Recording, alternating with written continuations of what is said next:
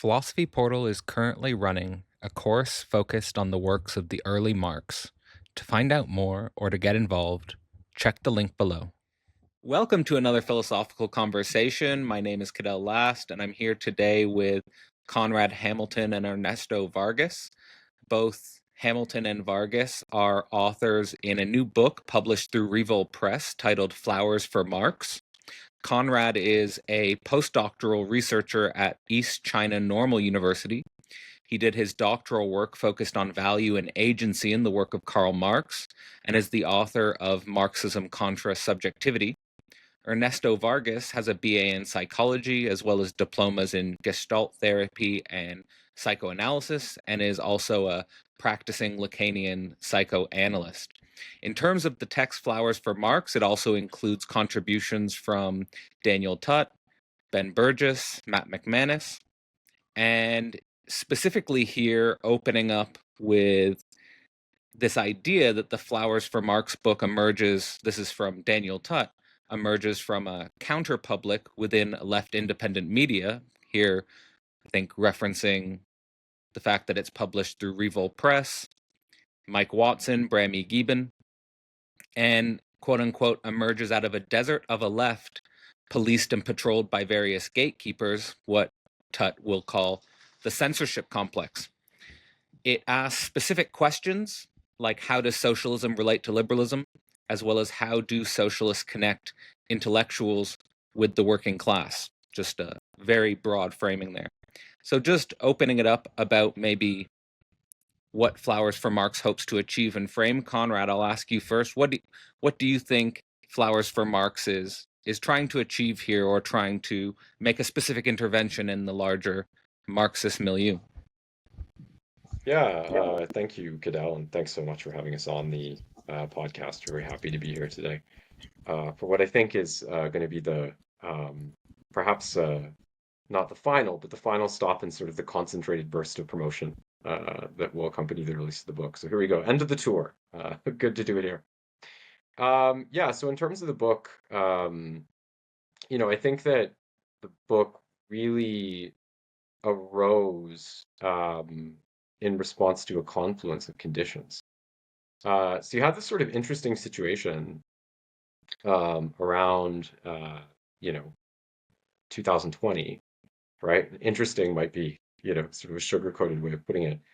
But you had, on one hand, you had this sort of collapse of a lot of the momentum that was associated with kind of democratic socialism, right? So I think in December 2019, Corbyn is basically finished, and then I think Sanders' primary run collapses around April, right? And then that obviously had a big impact in terms of the way people were thinking on the left, because throughout the 2010s, there was this big focus on kind of counter-hegemonic parliamentarist left populist organizing, and that was going to raise certain questions about that strategy.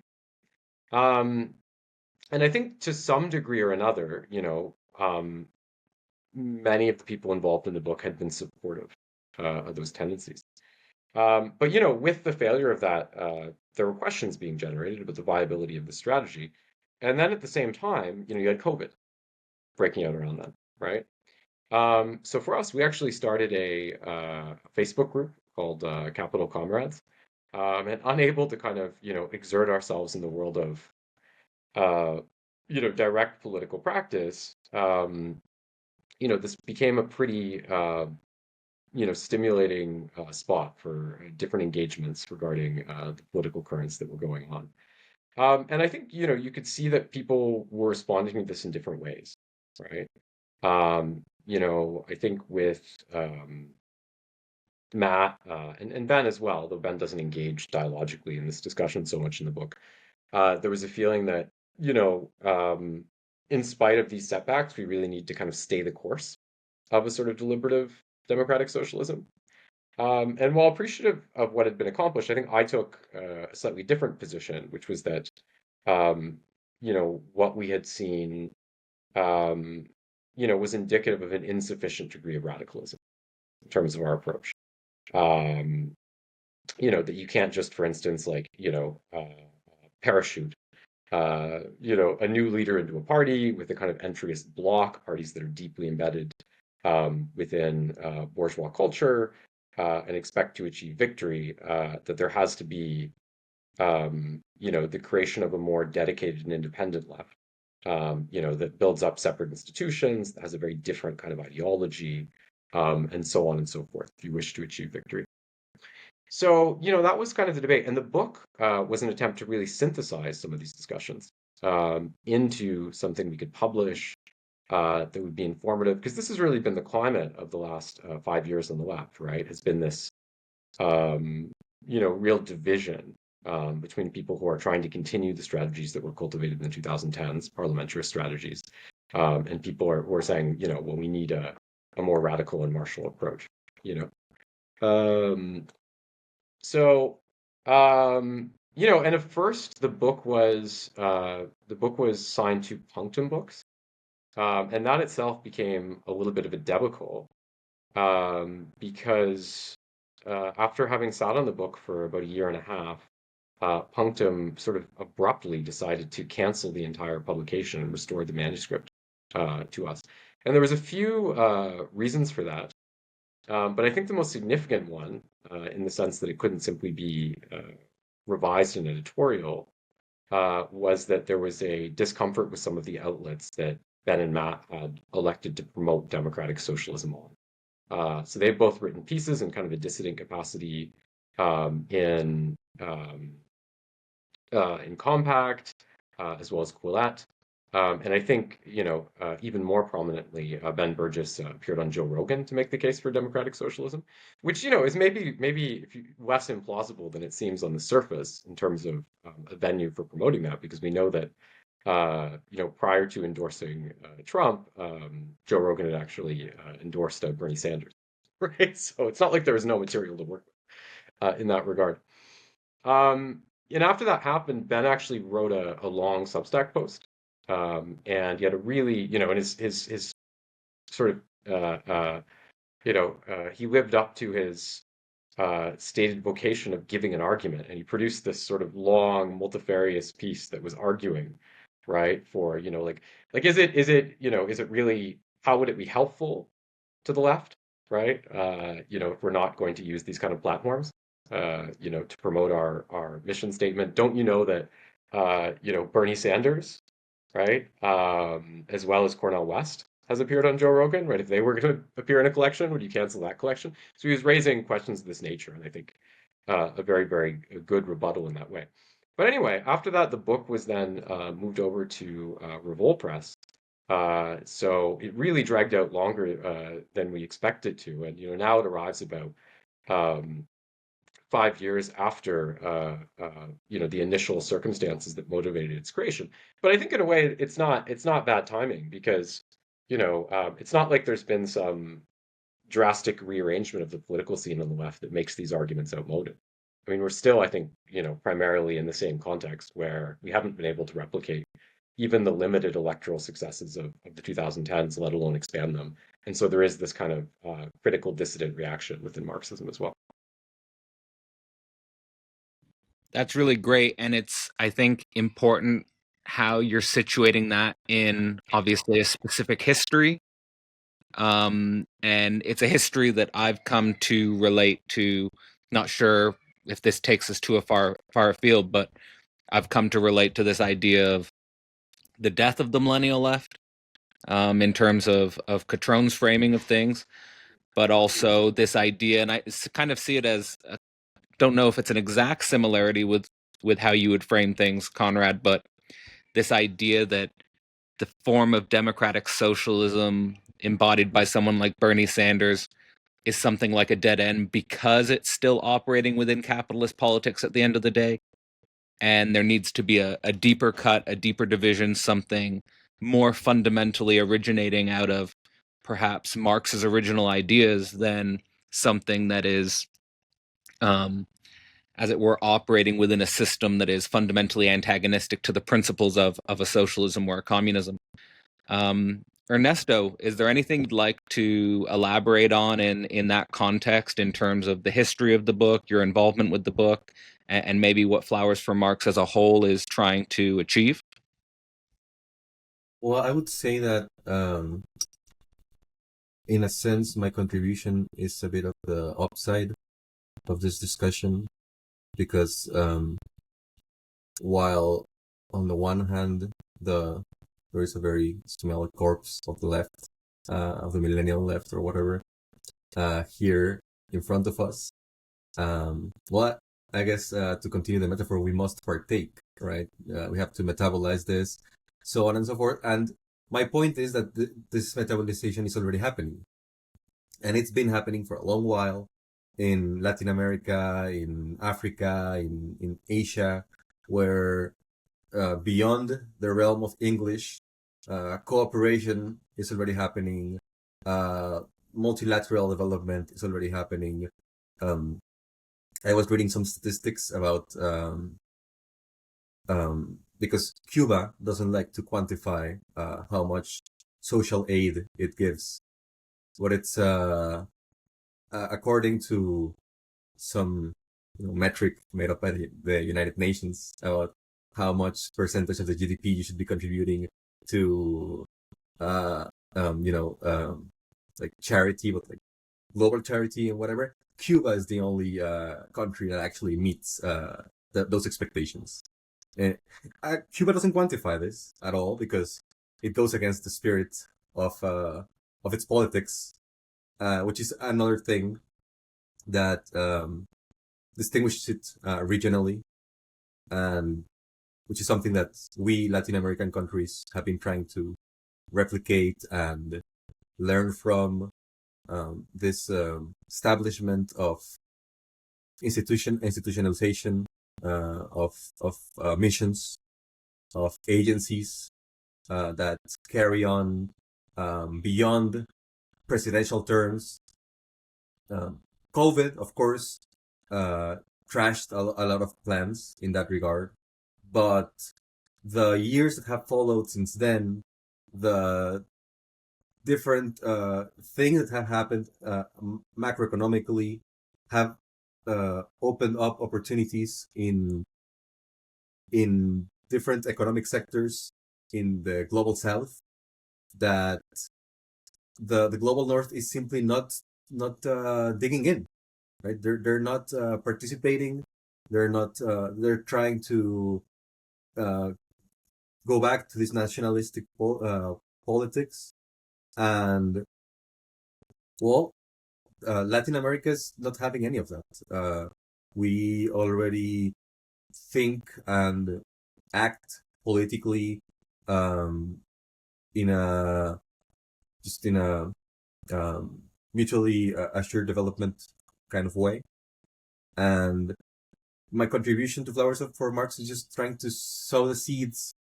I don't want to just rant too much about it before you ask any questions. Of these possibilities of development. In the concrete case of Cuba, the export is expertise, right? Medical expertise and disaster relief, and it's not material disaster relief, but intellectual, as in the logistics behind disaster relief, organizational methods, so on and so forth. And those things are already being replicated across Latin America. So this whole thing about USAID defunding global aid programs, that's not going to happen. There's the global aid programs, of course. The United States is a major contributor, and it's significant in all the triangular programs and so on.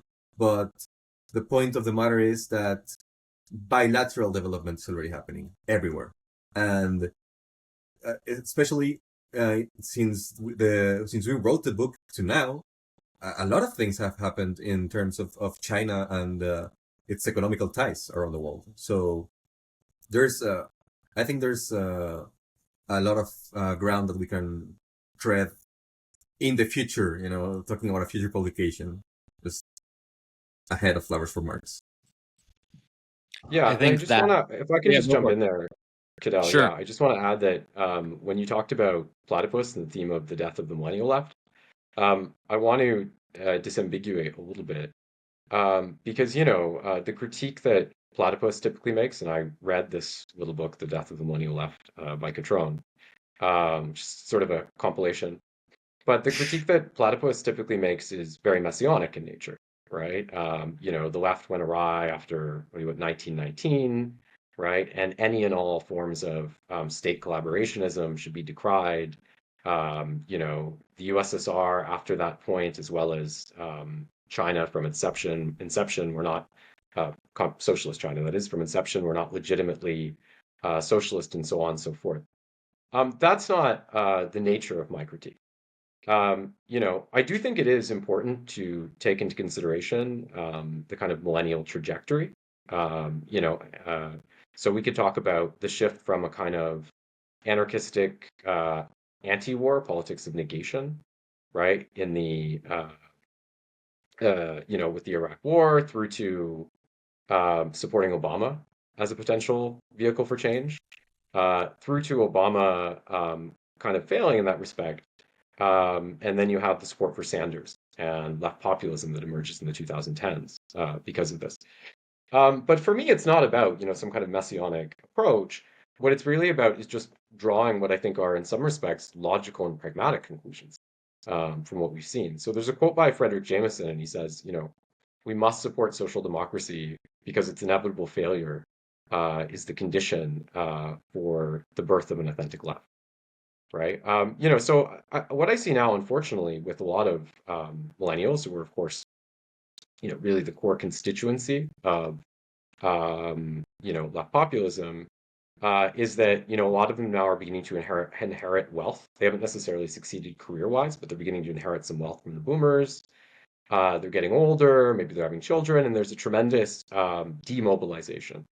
I guess I'm trying to keep, the torch burning a little bit and saying, look, we need to, if we've been insufficiently radical, if we've been too naive about the kinds of politics that were needed to genuinely change the system, we really need to go further in that respect. So, and you can tell people these things, right? From the get-go, there were lots of,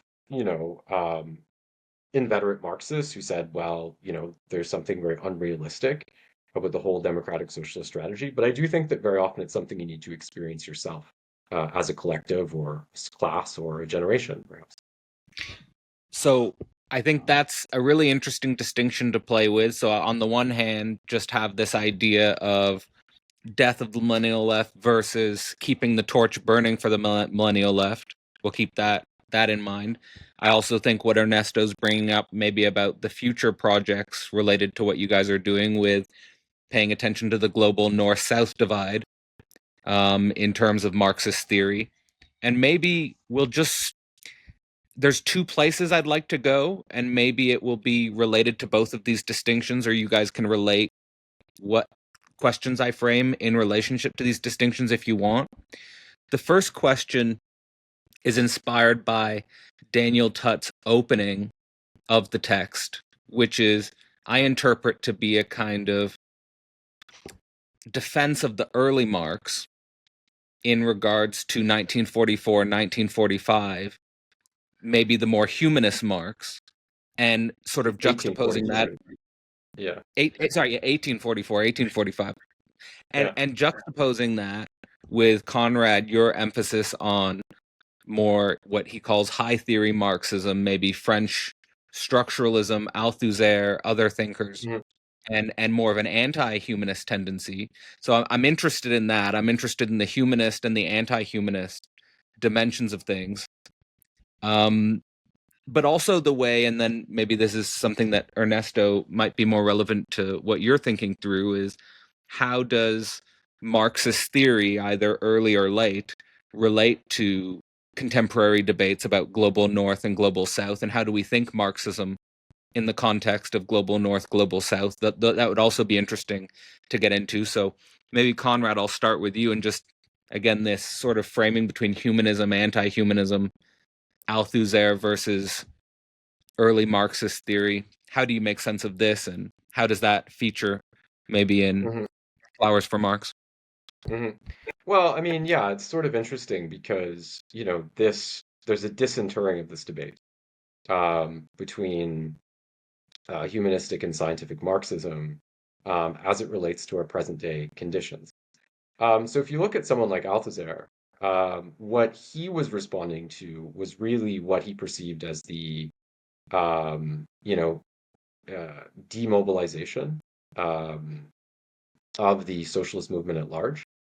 So, if you look at the denunciation of Stalin and the way it was conducted, right, which was um, not based on a material reckoning with the conditions that led to Stalin, but rather with claims of a cult of personality or violations of socialist law, sort of superstructural claims.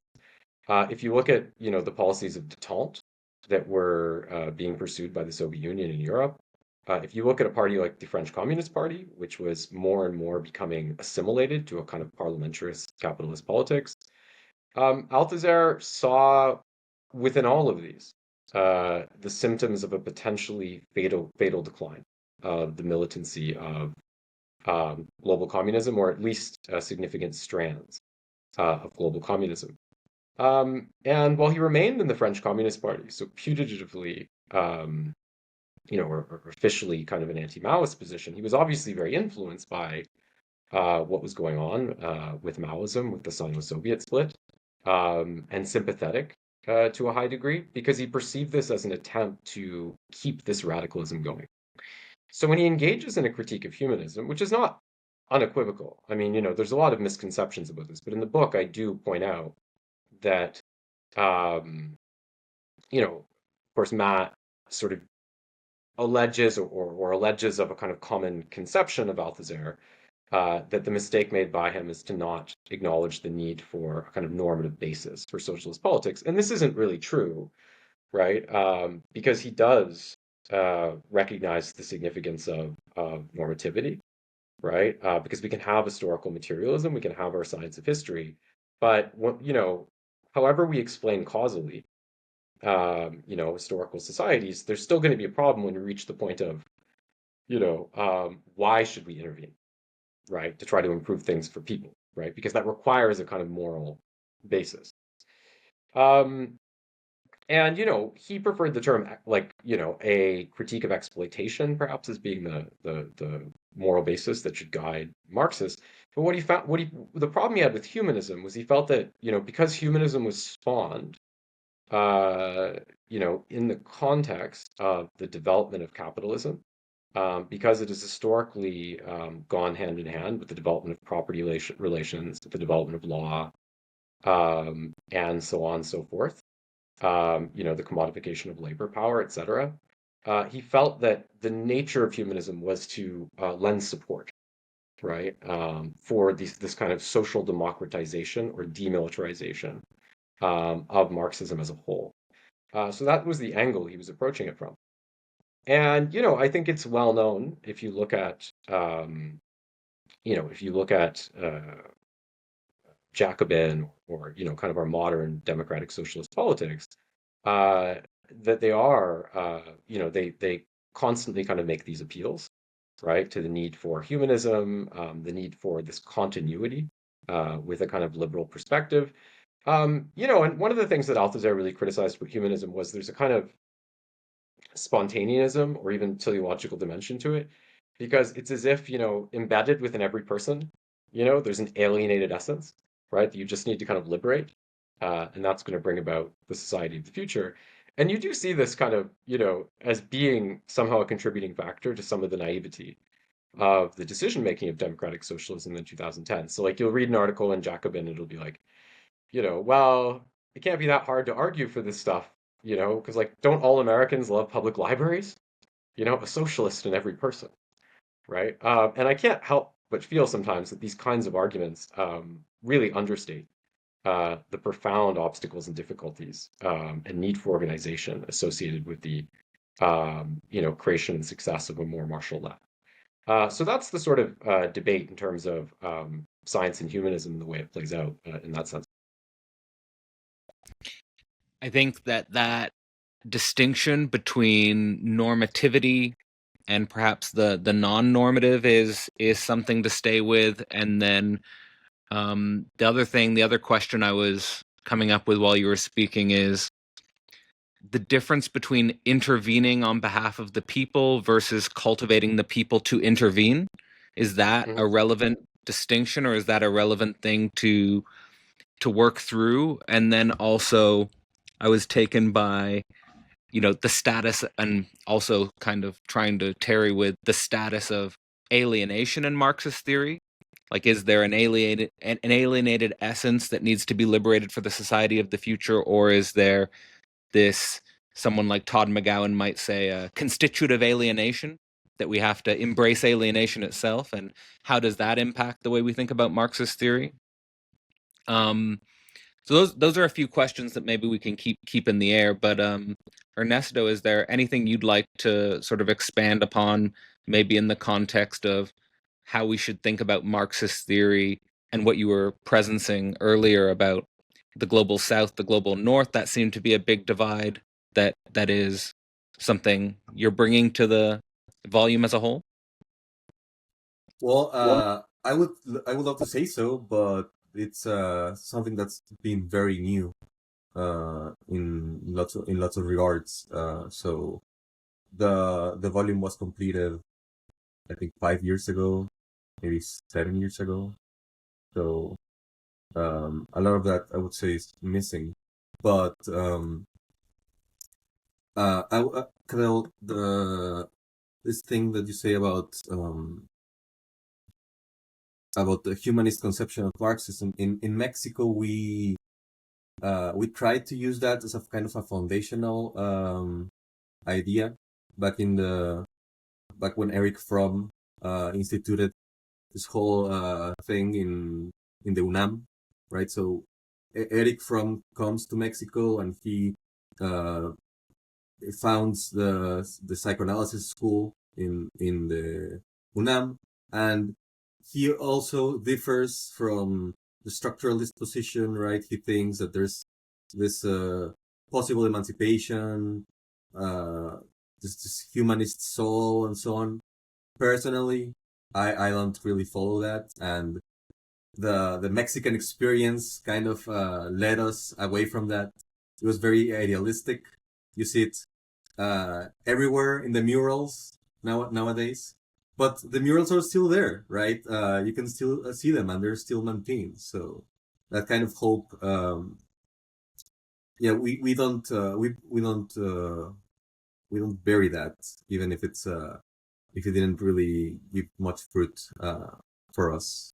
By the way, Cadell, if I can just make Yeah, a really quick point yeah, too please. about one of the questions you were raising was about the relationship between Global South currents in this debate. And I do think it's really relevant because one of the points that I make in the book is that I feel like in the attempts to construct a kind of left populism, one of the things that was sort of thrown to the side was your sort of Leninist analysis of imperialism, right? Whereas the Soviet Union kind of ushered in the moment at which Marxists sort of were putting themselves in an unambiguously anti-imperialist camp, right? And like, I suppose like from the standpoint of a certain kind of electoral immediacy or whatever, you can understand why that happens. Right? Because, oh, it's hard to explain to these people all these things, and how are potential voters going to react to the idea that their living standard might be undermined by a long-term project that could see a progressive redistribution of wealth from global north to global south and things like that.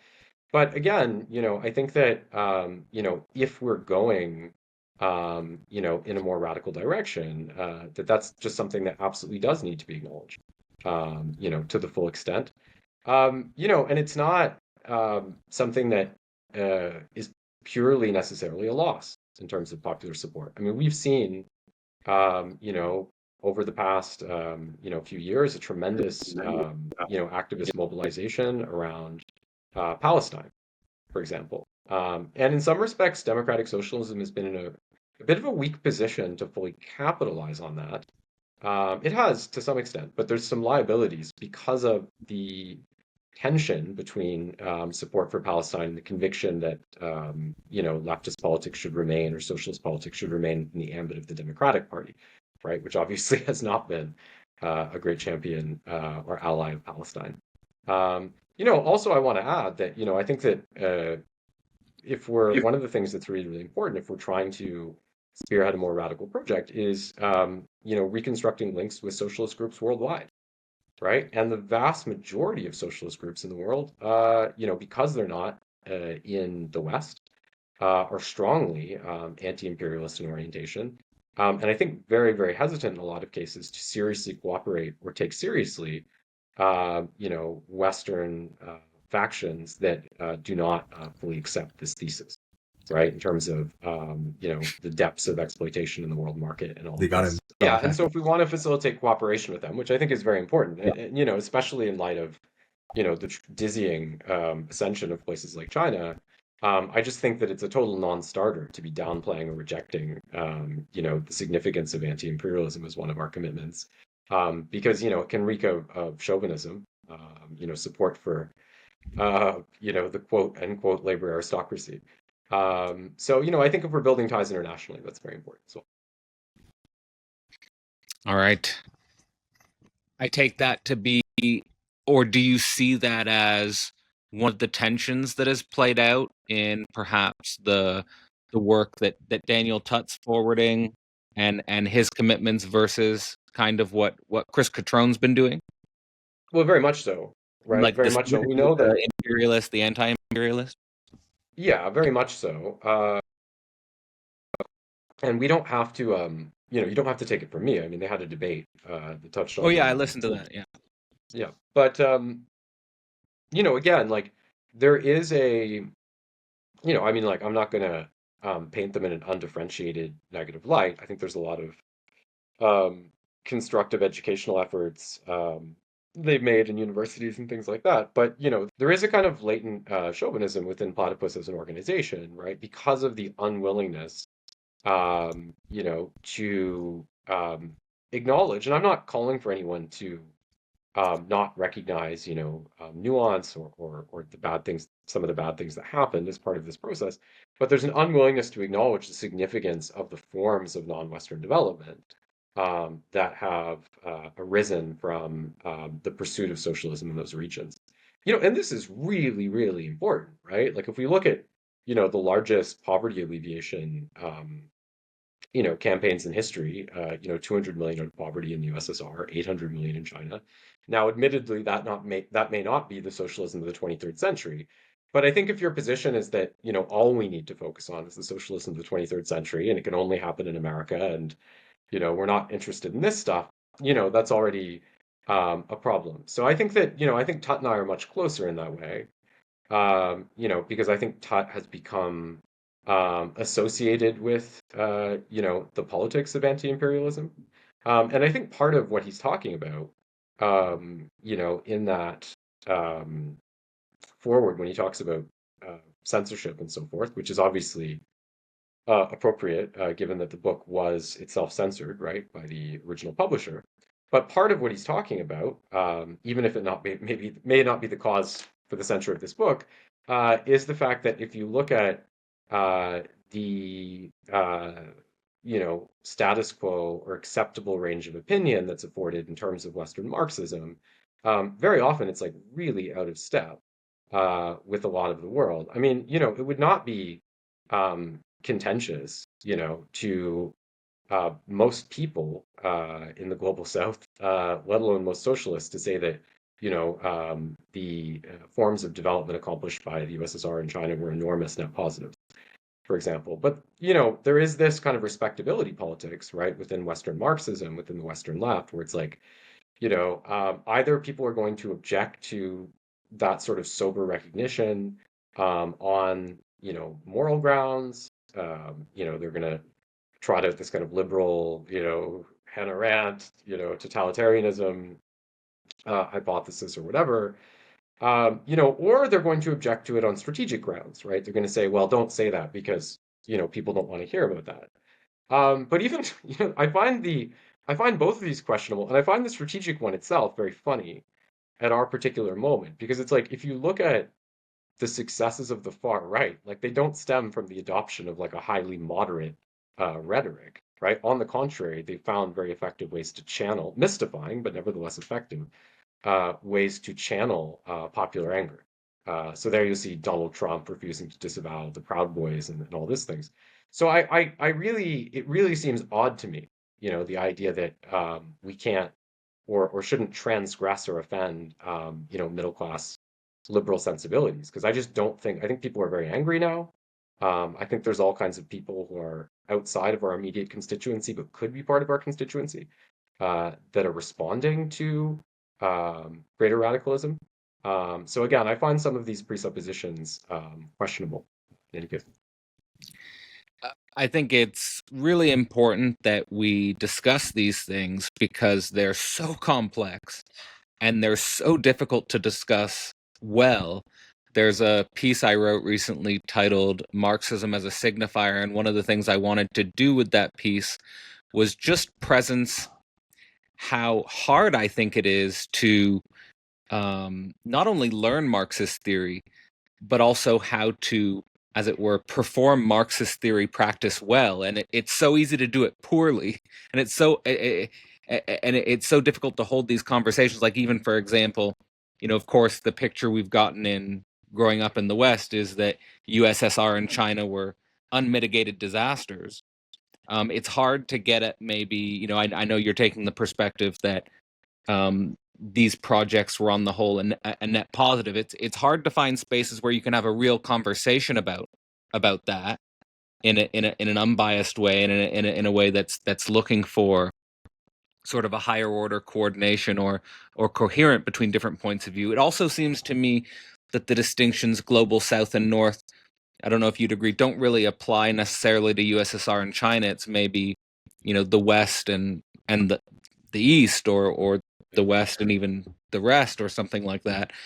And and I almost, for me, it's hard to know how to even approach the Israel-Palestine conflict or tension, or it's hard to interpret sometimes. I've been bringing up at Philosophy Portal the theopolitical dimension of these questions. Like, for example, what is the relationship between, let's say, Christianity, the Protestant Reformation, and Marxism? Or what is the relationship between Islam and Marxism, or Islam and Marxism and socialism and communism? All of these categories, how to make sense of these things is extraordinarily difficult. So I just think that these tensions that we see both within the text flowers for Marx and perhaps within the larger milieu and intellectual discussions around Marxism, we do need to find spaces to hold these discussions. So I appreciate you presencing some of these tensions. Ernesto, is there anything in that you feel needs to be centered or brought to the forefront of the conversation? Well, I just wanted to punctuate something that you mentioned about the conception, I guess, of what to do. And I think a great difference is that okay, so you said, okay, I remember my train of thought now. You said this thing about how the you don't know if the USSR and China is an unmitigated disaster or not, right? And Or that's we that's can't. the picture I think we can get, or we're Yeah, told that it is an unmitigated disaster. yeah, right. And now Conrad is painting the picture that maybe there's some Net stuff positive. that can be salvaged from it. And the thing is that from the global south perspective, it's all an unmitigated disaster. Everything. The West is not really something that's a positive project at all, because while the West argues, we pay the price, right? The West is dictating laws and consequences, and the consequences are being paid by the mute, right, and the deaf of the world, who don't have a say in the table of politics. So really, at least from the perspective of a country in development, there is no Western project that one can shore itself onto. Really, it's always been every country for itself, and the United States spearheaded that since its inception. The that's another thing that at least I see with the left, quote unquote, in the West, that it's anti-colonial, but it's not anti-exploitation, right? There was no there is no collective anger towards the bourgeoisie in the way that there is in the global South, because I can't count, right? I run out of fingers with how many revolutions against the bourgeoisie happened in the global South compared to in the Western world, right? Like none. Um, and the ones that did happen ended in social democracy, right? So for us, these projects are always happening. This conversation is happening in 6 different languages at the same time, right? In 6 different channels.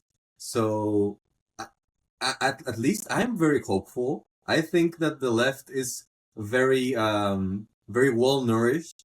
It just has to see the nourishment as what it is, and not ossify it and see it as just part of the landscape, but rather see it as part of the ecosystem, right, of the ecology. And again, if the USSR and China was an unmitigated disaster, what is the responsibility of the West in that, and why, and what parts did the East play in its own disaster, and how is it responsible for it? Because again, in the global South, we answer that question every day, right? If we don't answer that question, uh, more bad things happen, right? More people die, and in the global North, you guys can just send the police or something, and things are fine or whatever. But yeah, look, I mean, I guess people are starting to not really appreciate the police in the global North anymore, right? Uh, I think that's another positive thing, right? That people are starting to have this anti-authoritarian vent, but that has to be uh, again curtailed into the proper channels, into proper channels for action. To speak on the Israel-Palestine debate, from the Mexican perspective, our critique, because as you guys might know or not, we maintain diplomatic relationships with Palestine, and we recognize their embassy here and whatever. But the point is that we don't, as a leftist, quote unquote, there is no left in Palestine that we can support, right? That there's it's just an autocratic system that barely has any popular support, that needs urgent reform. So while of course we need to speak up out against the atrocities of Israel, we need to critique the social organization of Palestine. Like, our job as leftists, first and foremost, is to provide that critique so that the right doesn't take advantage of it and just institute their own power plays, and which are ridiculous. The global South, in lots of ways, is inoculated against a lot of populist ideas. But sometimes we get caught in little thing or another. But again, because we pay the consequences of a lot of those things, we have to keep the record, and we learn from that. Anyway, speaking in circles now, so you guys No, take the floor.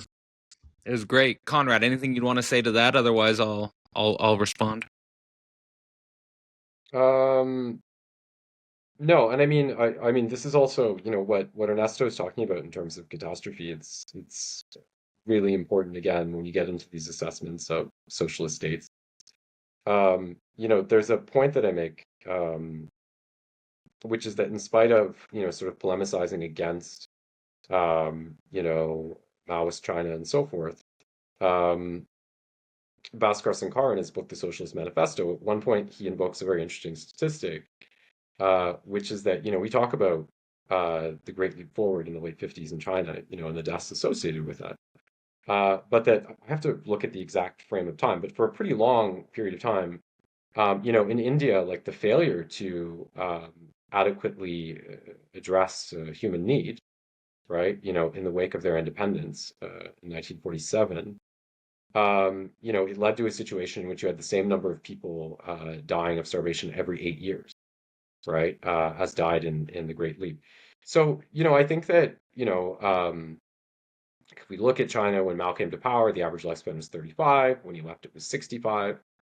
I think that when we consider the extremes, or what can seem to be the extremes, that these states, supported by the masses in many cases, ran to, that it has to be situated in the context of, the state of emergency associated with the depths of underdevelopment they were experiencing, right? China, the second poorest country in the world, in 1949. And this is one of the points someone like Amartya Sen will make, right? That you can't just treat freedom as a kind of political abstraction, right? In many respects, if we're talking about quotidian forms of freedom, a failure to fulfill basic material needs, clean water, food, etc., will be much more imposing and restrictive than the absence of formal political freedoms at that level.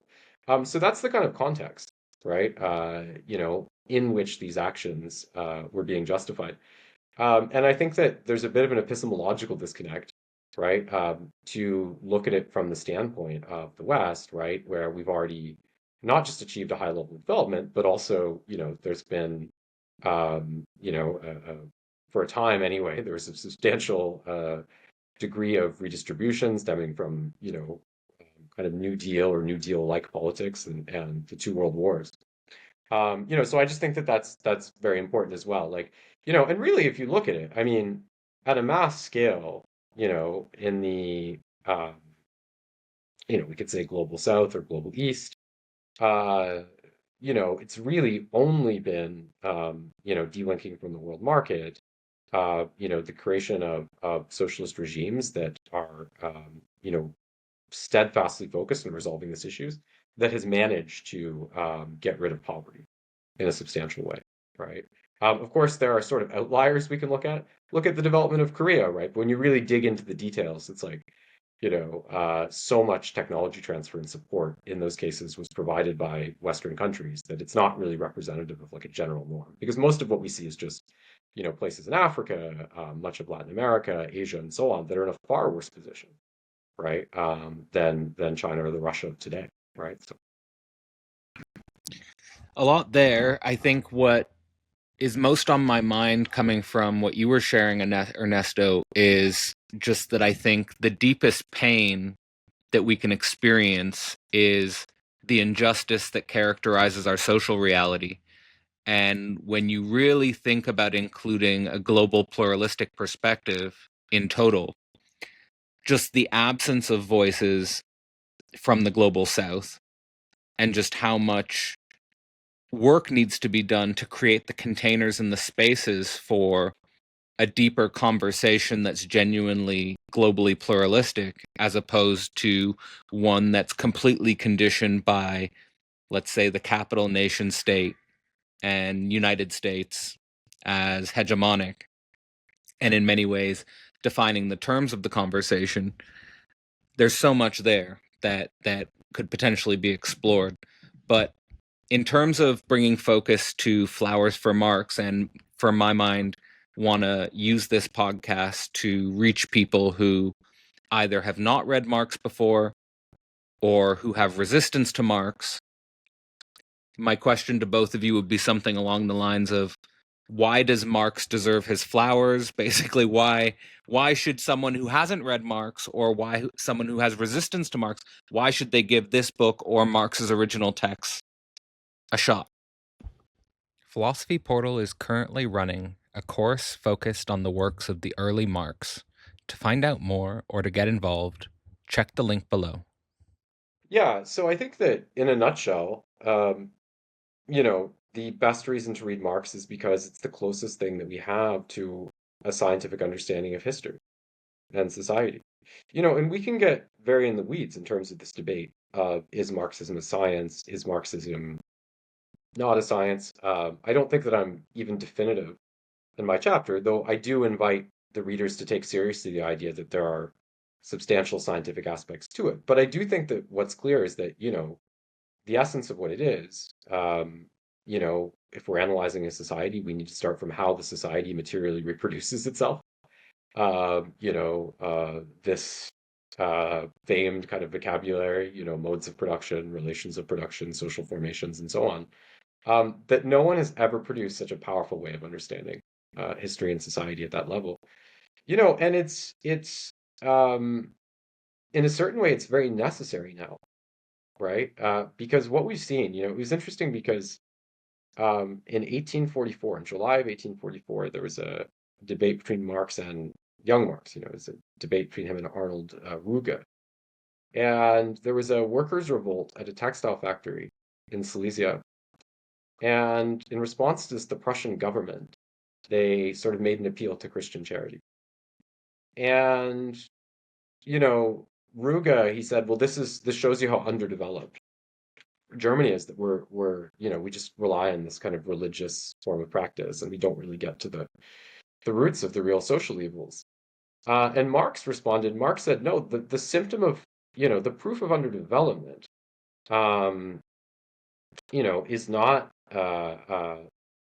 that there's an obfuscation of the real social causes. The proof of underdevelopment is that we naively imagine in Germany, because we're underdeveloped, that a more, quote, advanced political society would be more transparent. Marx says, look at France, look at England, right? In England, you see, this sort of powerful state, right? And, the real causal mechanisms that drive society, that drive history, are to a significant extent sublimated by kind of party politics, right? And the attribution of social problems to individuals. Oh, you're poor, right? You didn't work hard enough, right? And Marx makes this point that the more powerful the state, in a sense, the more effective the obfuscation is, right, of the real social causes. So if you look at what we've seen now, I mean, politicians in North America are terrible, but one thing they're really good at is, getting away from, the fundamental and archetypal kind of binary that defines capitalist society, which is bourgeoisie and proletariat. Of course, there are other classes, but there's a structural importance to this. And instead of focusing on that, or we could even be more generic, instead of focusing on the discrepancy between rich and poor, right, they transform everything into, white versus black, women versus men, gay versus straight. And it's like, there's a reality, obviously, to these conflicts. Like, these aren't purely fictitious. But at the same time, these aren't what Mao would term the primary contradiction that we're facing as a society. So I think it's been so characteristic of, the far right, um, which has gained so much power, that it tries to kind of redirect libidinal energies in this way, in a way that totally disguises and distorts social reality. But liberals have their own version of it, right? Let's not let liberals off the hook, right? Because, liberals will focus on these same conflicts, and they'll do it from the more progressive side, right? Okay, we support the gays, we're with BLM, and so on. We support feminism, etc. But they're not, fundamentally linking this to the larger economic and class matrix of society, right? So Adolf Fried will make this point, like, you know, um, okay, like there's more police violence toward blacks in America, um, but that's because class is racialized in the United States. I mean, if you look at the statistical data we have available, which is admittedly incomplete, like there's no evidence that you know, white people who are, similarly poor to the poverty that a lot of black people experience have less police violence directed towards them. So the question he asks is like, does it really make sense at that level to organize in this explicitly racial way? Because we're not living in Jim Crow, right? What we really need to do is forge solidarity, right? Amongst people who are oppressed of different races, right? With the goal of establishing, powerful universal programs that would in of themselves disproportionately benefit more marginalized groups. I mean, if you have public Medicare, in the United States, that's a disproportionate advantage to Black people, right? So again, I think that, a lot of the importance of this is in adopting a more rigorous and scientific approach, and finding a way to get beyond the enormous ideological phantasms that we're presented with today, and that seem to be all the more potent in the more, quote, developed societies. Ernesto, anything that's on your side in terms of why should people give Marx a chance for people who either haven't read Marx or who have some resistance? Yeah, we don't really have that resistance in Mexico. Marx is everywhere. We had our popular revolution in 1910. So, I mean, I'll polemize first. We read Marx and back in 1910, and we wrote a whole new constitution about it. So, I think that something productive could come from a reading of Marx nowadays in the United States. Now, to ground myself a little bit more, yeah, I think that to avoid getting caught in populist politics and so on, we need a clear materialistic reading of interests. So when you see politics at play, you can actually figure out who's getting their true benefit. We overcame the. I mean, I don't want to date this podcast too much, but Elon Musk is talking about making an America First party or whatever. And before, I'm concerned that if there is any third party energy in the United States, it's going to end up there.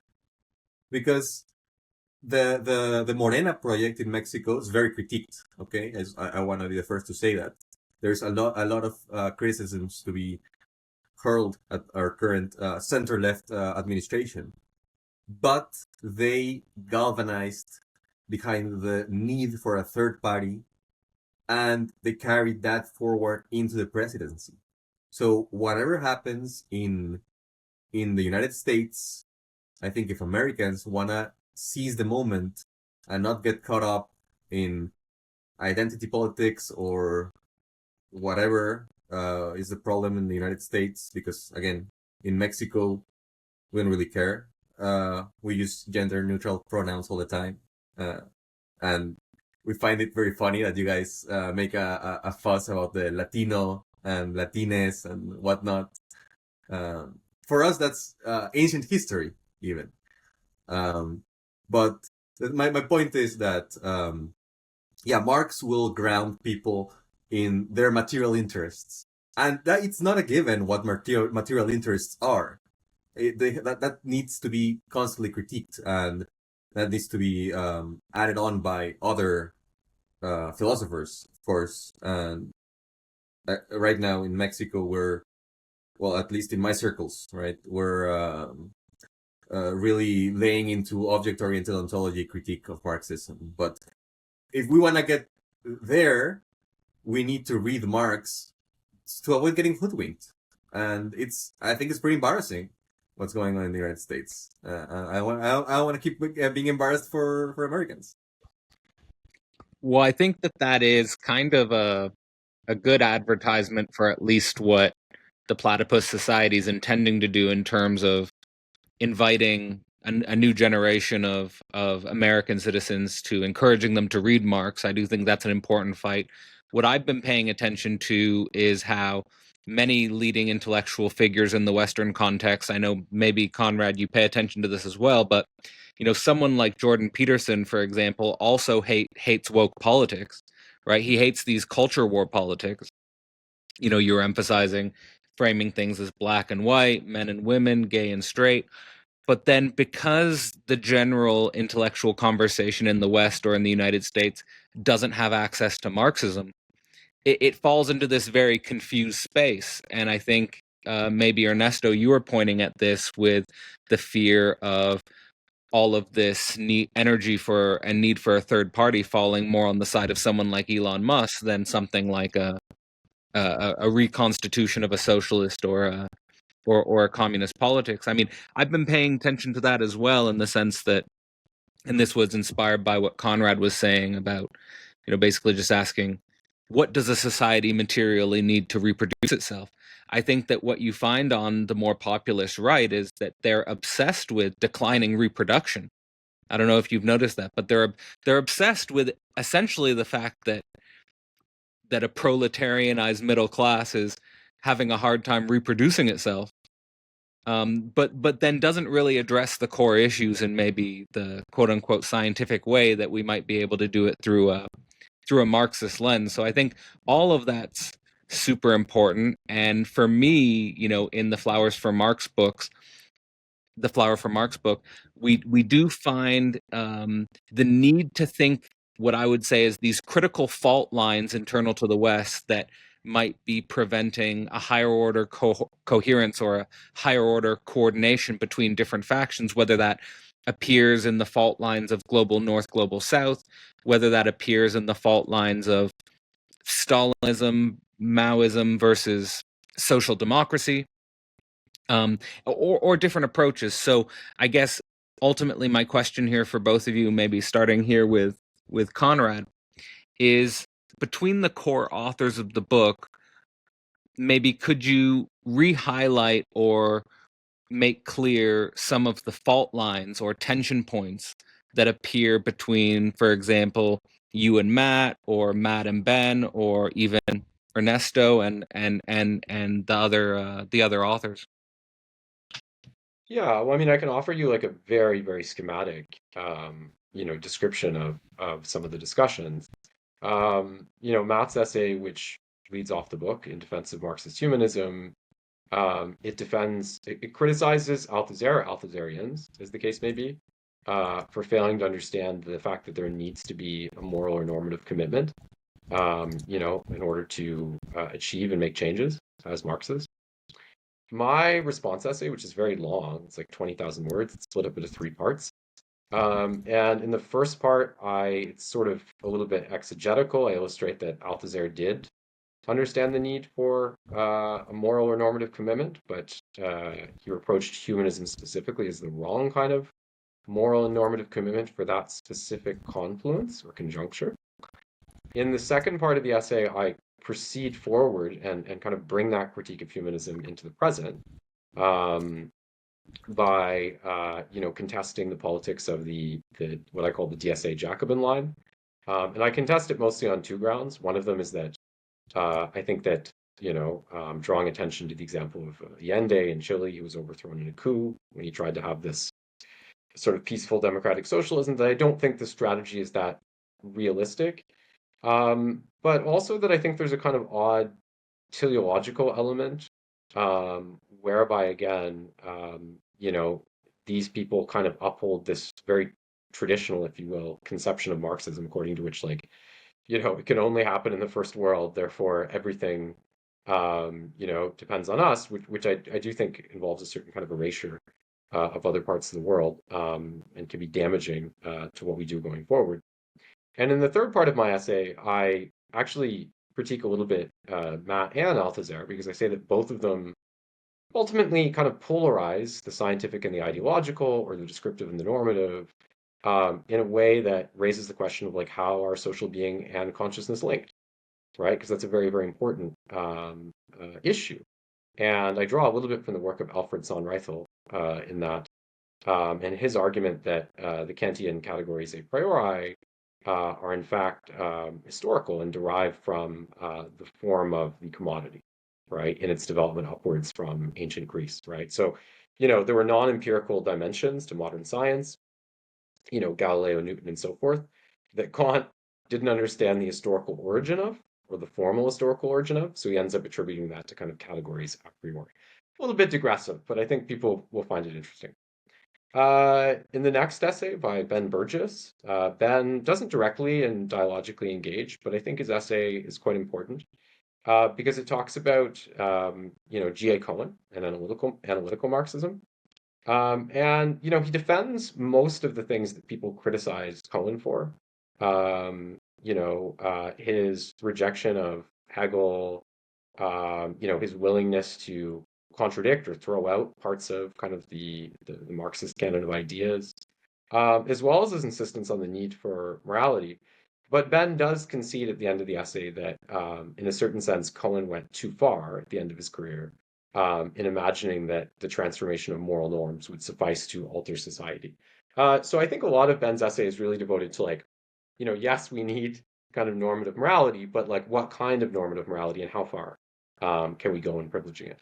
And in the final essay, which is Ernesto's essay, maybe you can talk a little bit more about that. But I think a lot of it is devoted to, exploring Mexico as a case study, because a lot of this discussion that we have kind of goes between kind of the social democracy of the first world, and the socialist or communist developmental projects of the again global south or east. And I think a lot of the goal of Ernesto's essay, which I actually contribute to a little bit as well, is to use Mexico as a case study of countries that couldn't be firmly placed in either camp, as well as to show how Mexico's use of import substitution policies did help generate a domestic working class, but how the policies were ultimately too half-hearted to accomplish true national self-subsistence.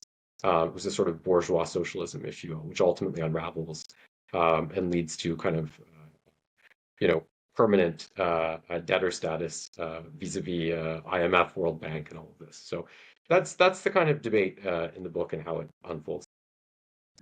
Anything on your side, Ernesto, that you'd want to expand upon in terms of how your essay is situated with the other authors, or how, you feel like your essay might be in some sort of dialogical connection to either Burgess, McManus, or Conrad? Well, my contribution was very isolated. Really, I don't really engage in replying to any of their essays, sadly. But at least the conception in from my point of view is that we can bring this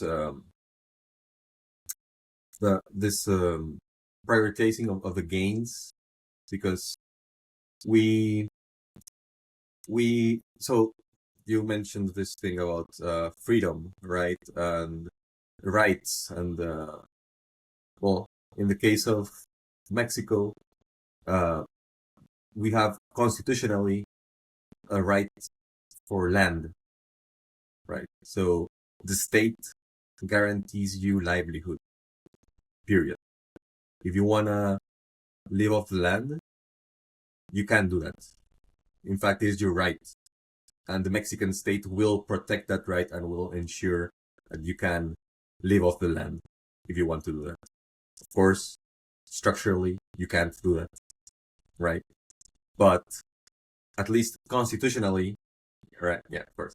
But really, honestly, you could. Like, there is a whole system of communally owned land in Mexico called ejido system, which came under attack, but in general terms represents much of the land ownership of the Mexican population. So you don't really like own a house, but you own a parcel of land that you can grow. And usually this parcel of land is owned communally and administered communally for whatever, right? Subsistence farming sometimes for selling, sometimes as a mixed economy kind of thing. And my point is that all of these things aren't something given by the party, right? These are institutions that we systematically created, and we bulletproof them, armored them, or whatever, against party interests. Because in Mexico is very so that's why I try to really because it's not just the case in Mexico. Every country has this kind of history if you dig deep enough. And I just wanted to make a case study here, right? I'm not saying it's exceptional in any way.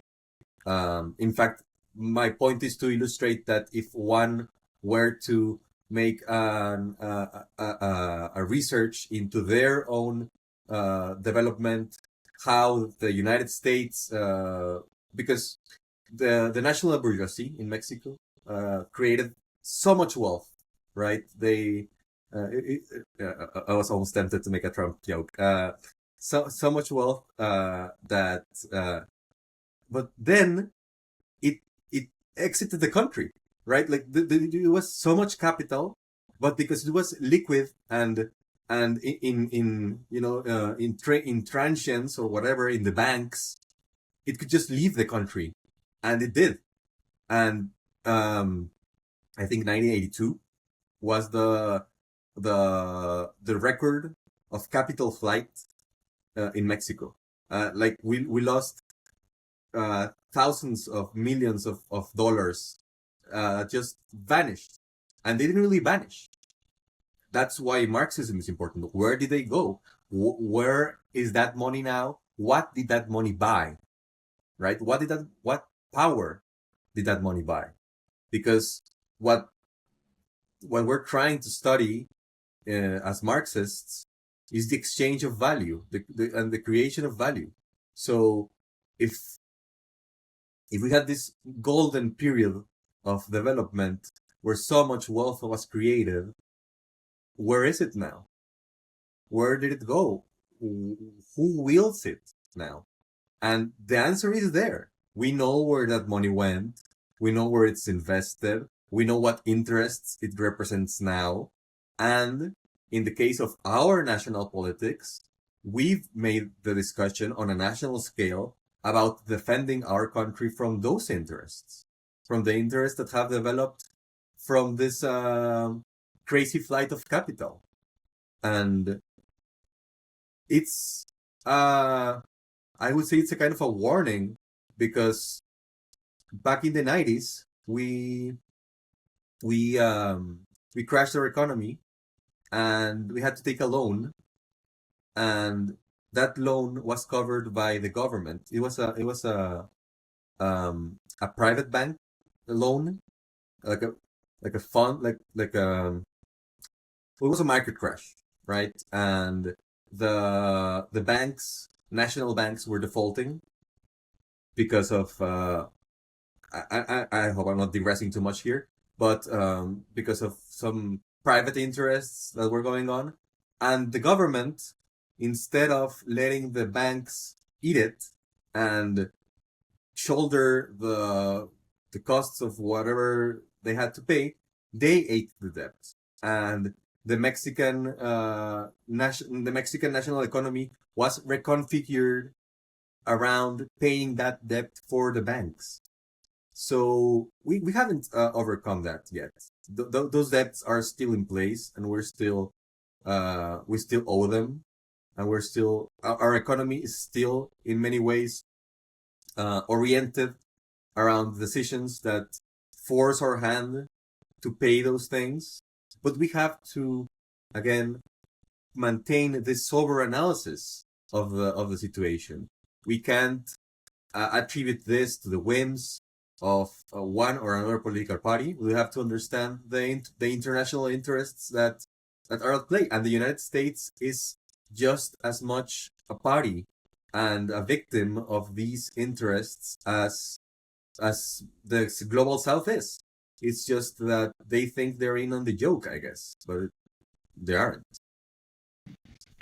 Well, the image that I was getting while you were speaking, there's a few images there, and I'll try to connect that also to what Conrad was emphasizing. But got this image between the working class family or community and the crazy flight of capital via the capital nation state is ultimately something that's going to lead to tensions that are potentially unifying between all these categories of South and North, East and West. Ultimately, at the end of the day, if the framing that I'm picking up in this conversation is accurate, that the citizens of the United States are just sheltered from that at the moment, or haven't realized the depths of the problem yet, in a certain sense. And another image I was getting was, and it's more of a question, which is like, what is the question between primitive communism and world communism, in a sense? And that image was coming to my mind when you were talking about, perhaps a bit in the ideal, but just this idea of what you can, as it were, make use of the land. You can live off the land, and the Mexican state will protect your right to do that. I just get this sense of there's this battle between state structures protecting their own interests or the interests of the crazy flight of capital, and the capacity for people to self-organize on a local level and make use of the land that is in many ways given to us by nature. And Well, Kalel, just to add to that, I would just say that the real answer to that contradiction exists. That the state can't manage that. That's why the Zapatista movement exists, because it's a movement for self-organization that goes against the mandates of the Mexican state. And really, it's been a question since the last 30 years, right? Since its inception in 1991 or 92 or whatever. The Zapatista movement, a movement for regional self-organization, will never be outdated. Like it's a necessary, like a timeless or trans-historical thing. because without it, the rights to the land aren't actually protected. Because, again, nominally on the Constitution, the Mexican state protects your right to land, but in reality, if you want to protect your land, you have to be a Zapatista. Yeah, well, and this So is one of the major, this is one I just want to say, this is one of the major fault lines, because if you look at, the early approach that was taken to the peasant question within socialist movements, it was based on theses that were developed in the context of the late 19th century, and sort of the idea of the industrialization and collectivization of agriculture. And, of course, that never was totally dissipated as a kind of frame.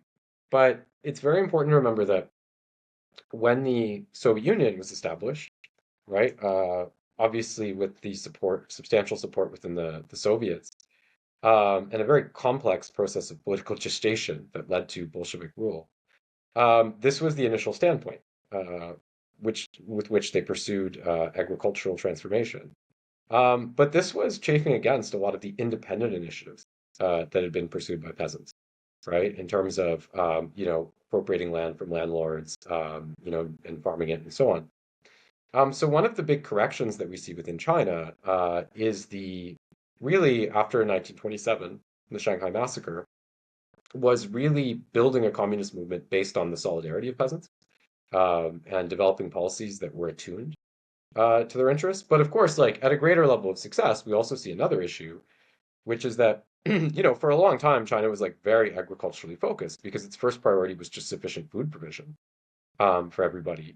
They didn't want to necessarily privilege industrial development in coastal centers, though you had to have a level of it, because food was the thing, right? But when you reach a certain level of development, right, that's not going to be sufficient. You need to begin to transform the means of production, and that's really where you probably need like a more collectivist kind of organ, right, that's capable of doing that. And of course, in China, industrialization, it was certainly developed under Mao a great deal. We can trace the origin of it back to the Japanese occupation of Manchuria or earlier. But it was really in the context of the reforms of the 1980s that it exploded, right, in terms of welcoming foreign investment and service and light industry, and all of that. So I just meant, yes, I think that peasant self-organization is like a really, really powerful, um, you know, uh, uh, point to start from. And Ernesto mentioned the Zapatistas, and we have Marxism, Leninism, Maoism worldwide. But again, I do think that, you don't want to keep the productive forces at like a low level forever. So the question is like, well, how do you begin to change society in that world as well? that is something of a question for me that does seem to be relevant to specifically some of the fault lines we've been discussing. Is the degree to which it seems to be related to this maybe Western development focused form of Marxism, and maybe does create this distinction specifically with the Russian Revolution and the birth of communism in Russia, is to what extent was it problematic that the context for that revolution was in the context of a largely peasant population, versus say a proletarianized working class. Yeah.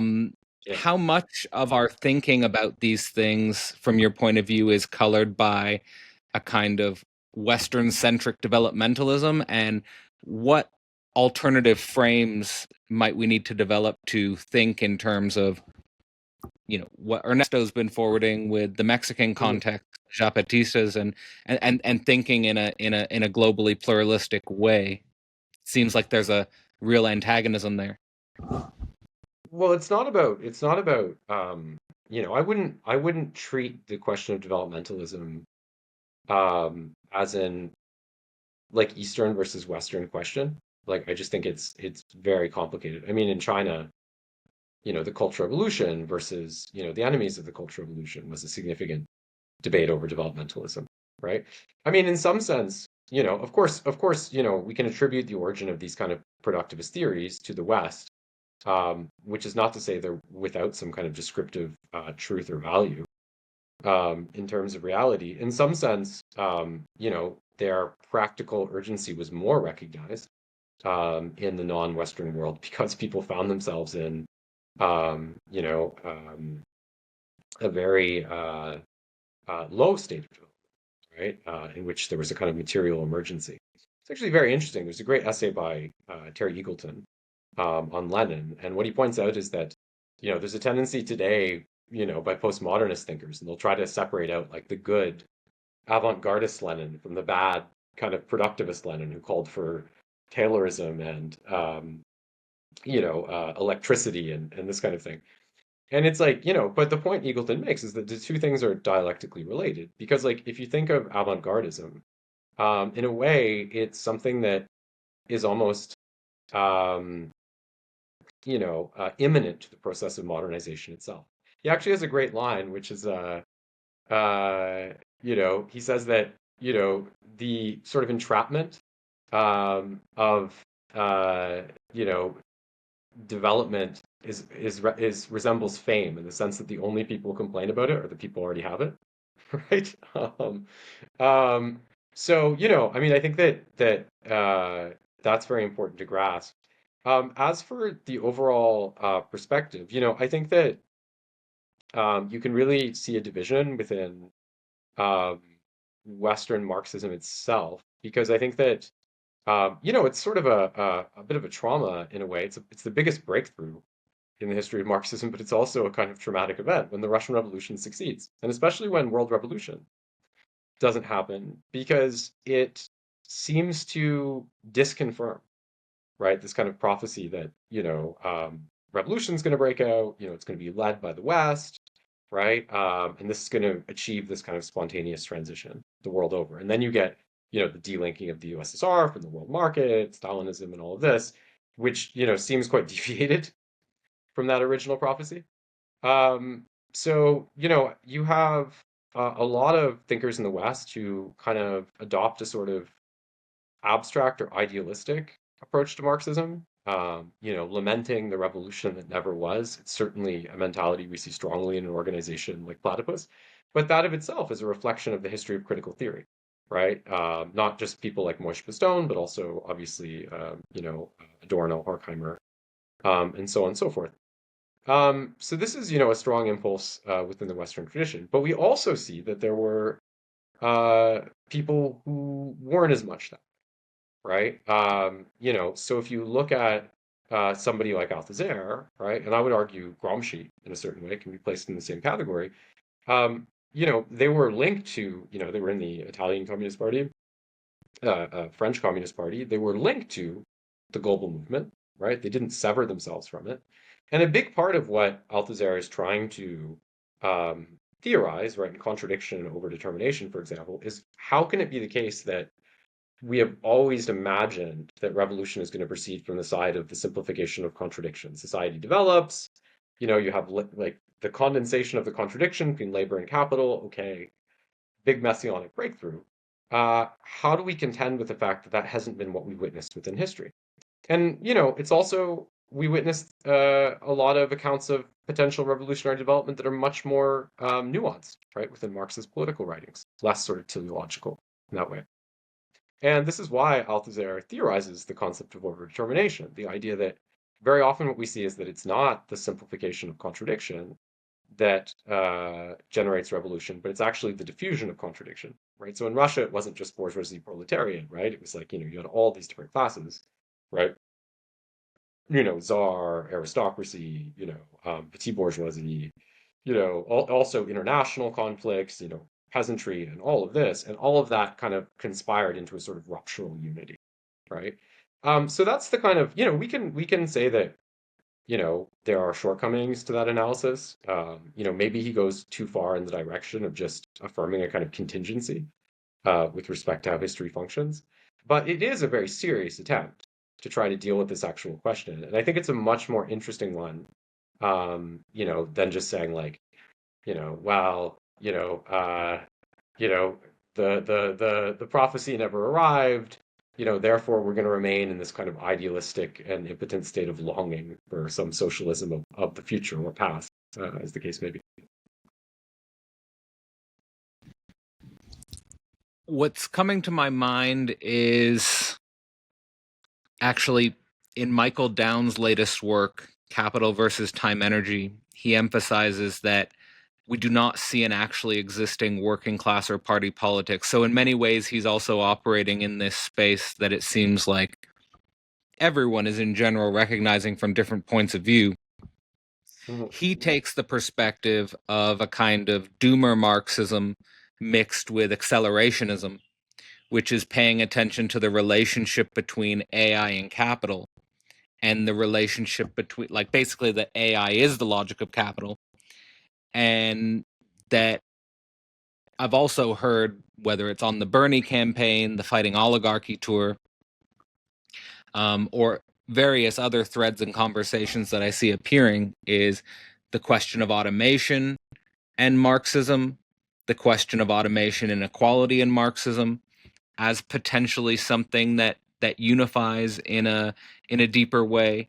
I know in the American context, there's also been the rise of MAGA communism, as confused as that seems, but somehow we need to make sense of all of these political phenomena in a way if we're going to think about the future of the left. So I know this kind of topic takes us outside of specifically the book Flowers for Marx, Mhm, but mhm, mhm. it does connect us to maybe the historical problem that Flowers for Marx emerged from, which is the failure in a way of the political strategies of the American left in the 2010s. And what Mhm. would it take to reapproach a common problem or a common structural symptom again? So I guess what I'm trying to do is work up towards what role does technology, artificial intelligence, Mhm. automation, accelerationism, how do these threads figure into the way people should be thinking about Marxism today, or should they? So let me just respond to that in two parts. The first point I want to make is that, it is true. Like I always find it strange when people say like the working class is dead. Because it's like if you look at the world today, it's like kind of larger than ever in history, right? So China, for example, has the largest working class in history.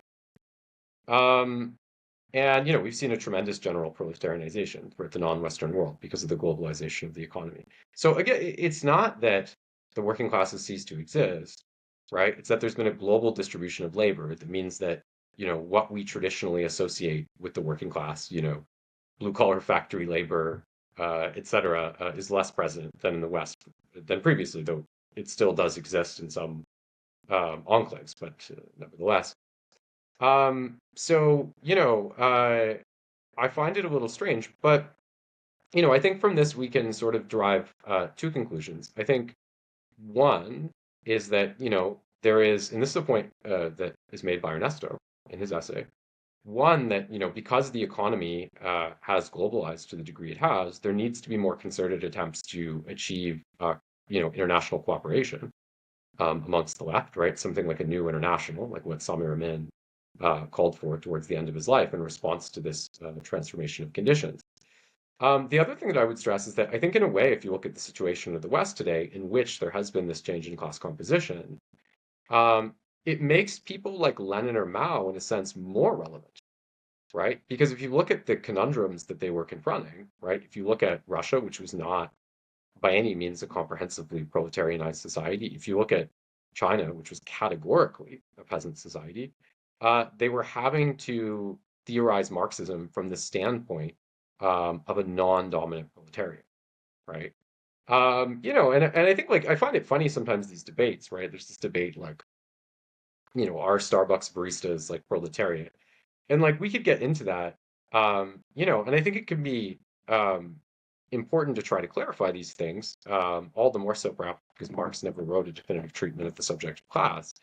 But no matter what conclusion you reach, I mean, ultimately, it would be kind of strange if the conclusion you were to adopt from it is like we shouldn't try to organize those people, right? Like that just seems very odd and self-defeating to me. I mean, you're going to have to form class coalitions. There's never been a society in history in which the majority of people are blue-collar laborers, right? I mean, that's just a kind of abstraction. So I think all those things are really, really important to keep in mind. The other point that I would make about AI and accelerationism, um, I think now accelerationism is a bit of a nebulous term because the question is like, are we talking about right accelerationism like Nick Land? Are we talking about left accelerationism like Sernacek and Williams, right?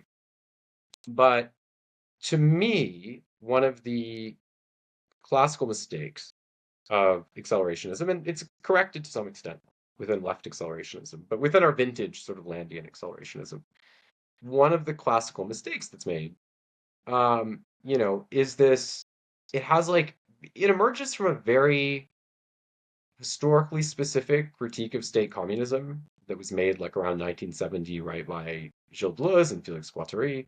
And it's very beholden to the kind of logic of circulation forward capitalism in the sense that it associates the unfettering of markets with the development of the productive forces.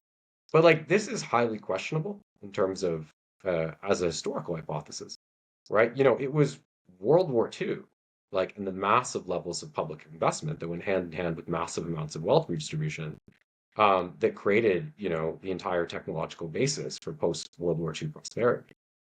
If you look at an iPhone, 85% of the parts in it come from public investment, right?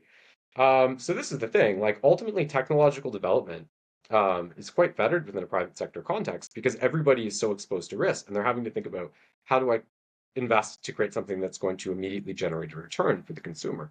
But a lot of technological breakthroughs at a higher level are only going to be brought about when we give people, access to resources and laboratories and so forth that are not, um, you know, account like beholden to kind of having to manage or relate to short-term profit cycles. So I think that's very, very important. And I think that what we're seeing now is like, and this is a point well made by left accelerationism. I think, and Mark Fisher, for example, I think that a lot of what we're seeing right now, is the secular stagnation and the failure to achieve adequate breakthroughs in productivity because of a lack of public investment. Now, this gets us toward AI, right? And I certainly understand and appreciate the extent to which AI could be seen as a harbinger of, a greater Marxist break, right? Because it's rapidly automating and replacing labor, right? In a way that could theoretically bring about this class contradiction that, you know, perhaps would engender socialism if you subscribe to that sort of trajectory. Okay, like I get all that. But I also think that, and I think we have to be, I think we have to be, I think AI is certainly developing in a direction that uh, will lead to this. But I also think that we have to be a little bit careful about kind of representing AI in this totally cataclysmic way. Because like it's like a lot of this has to do with the fact that if you look at um, you know, Silicon Valley, as it became basically an oligopoly, what we call big tech, right? There was a really palpable stagnation in terms of innovation, right? So if you look at, how we're interacting with the internet, WhatsApp, Instagram, et cetera, like it's been pretty much the same thing for many years now, right? And I think part of the problem with that is that it's difficult to drum up kind of new rounds of investment, right, within such a kind of sterile climate. So I think what you had for a few years was you had like the unleashing of these kind of often a little bit unhinged ideas, the metaverse and so on, in order to generate hype and stimulate investment. But I think sometimes they overshot on a very short-term basis. They kind of overshot what was actually going on. I do think AI falls into that category. Obviously, it's very important in the long run, maybe even like a catastrophe for the labor force if there's not sufficient forms of redistribution to offset it. Because that would be the ideal situation, right? Is that we're using AI to strengthen social productivity and to further redistribute wealth, but that's not the overall impulse within our political system. But yeah, but I also think that there has been a level of overhype, and I think it's like I think uh, there's been a lot of things that have been alluded to. I think Apple ran studies recently that were illustrative of some of the deficiencies of AI. I mean, it's like, you can put AI in, a game of Pokemon. You probably played Pokemon, Red, Blue, Gold, Silver. You can put AI in that game, and it takes something like 10,000 hours to beat it, right? Based on sort of machine learning of all the spaces. Like a little kid can do it in 12 hours, right? So again, it's amazing like what AI can do, but what we're really seeing, like if we look at ChatGPT or whatever, I mean, there's been text parsers since the 1980s, like Lisa and so forth. What we're really just seeing is like a text parser that's capable of spontaneously synthesizing or plagiarizing, if you will, right? Components of online discourse. There's a lot there. I think that Ernesto, I'd love for you to respond to the similar theme of questions, but in regards to how you started that, Conrad, with the need for more international cooperation, specifically a new international, potentially. The the contradiction that had caught my attention since, I guess, since Thomas Piketty released the book Capital and Capitalism in the 21st Century, is this call for a global wealth tax, but Hmm. then also the impossibility of the global wealth tax, or like positing that as kind of like an ideal for social coordination. I feel like that might also be connected to these ideas of how the excess productivity generated by AI could be put into, for example, a commons or a UBI, or somehow strengthen the social as opposed to erode the social.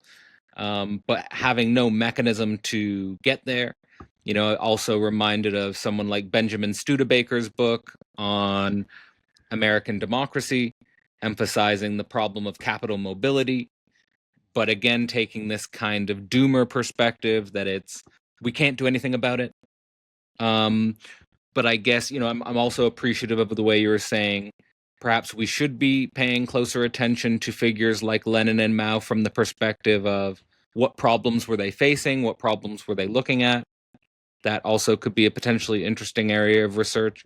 But I guess my question would be, in regards to a new international, would organizing around the problem of a global wealth tax be a relevant problem to the formation of a new international, or would it be pointing in a different direction to that?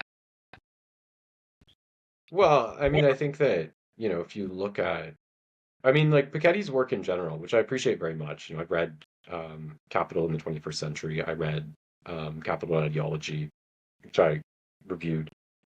His work mainly uh, in addition to all these great researches, when it comes to the production of kind of positive solutions, it mainly serves to illustrate, as you pointed out, the profound gap between what we should do or need to do and our capacity to actually do it, right? So of course there are all kinds of, Exactly. there are all kinds of great ideas out there, right? UBI, of course, is very plausible, and I'm quite fond of UBI. Some socialists are not, because I think that, the ultimate horizon of socialism should be to try to liberate people from compulsory labor, right? Not to have this sort of slavish fidelity to the idea of it. Um, you know, uh, you know, Global wealth tax, yeah, cracking down on tax shelters is another one at a global level that Piketty talks about. In terms of a new international, I think it can be useful for it to put forth these demands. But again, I think ultimately the main function of it putting forth any demand like that will be merely to illustrate the impotency or incapacity of our kind of global bourgeois committee, if you will, to actually do that. So, I think this is the thing, and it's really something like, because this in a way is the problem, right? We confronted with our politics, because you had a tremendous redistribution in wealth in the West, right? Stemming from a number of factors, underconsumptionism in the Great Depression, the need to kind of buy off people to engage in extremely dangerous forms of service in the two world wars, the threat of revolution emanating from places like Russia, and so on and so forth. Working class organization, of course, the expansion of unions. All of this was really decisive, and you had a very extensive redistribution of wealth, broadening of access to education, and all of that. Um, but one thing we see is that the attempts to disarm and marginalize Marxism, coupled with the sheer level of relative prosperity that was experienced for a certain period of time, led to a situation in which people began to take for granted how those things had come about, right? And they started to imagine that, many, especially middle class people in the West, they started to imagine that the system would naturally defend their interests, right? But nothing is for free, right? The elites in our society have never given non-compulsorily to people who have less.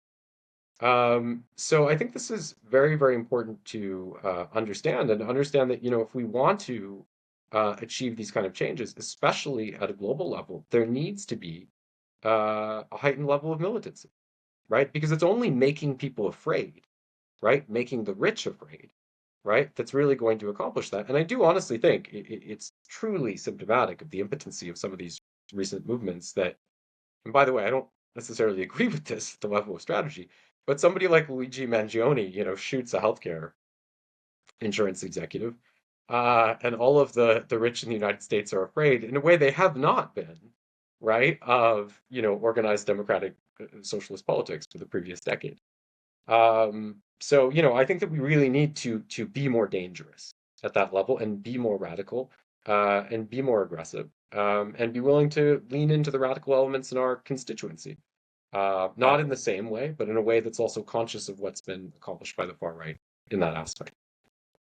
I guess before passing it to Ernesto, I just want to say on this point of militancy that I've been tracking for a while, and I see this actually as downstream of the Peterson phenomenon, but it's much broader and wider than that.